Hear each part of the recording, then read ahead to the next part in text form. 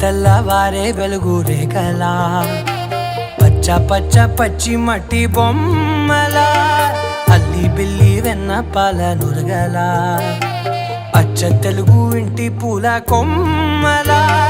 దేవదేవుడే పంపగా ఇలా దేవతే మా ఇంట అడుగే పెట్టెనంట బ్రహ్మ కళ్ళలో కాంతులే మా అమ్మలా మా కోసం మళ్ళీ లాలి పాడేనంట.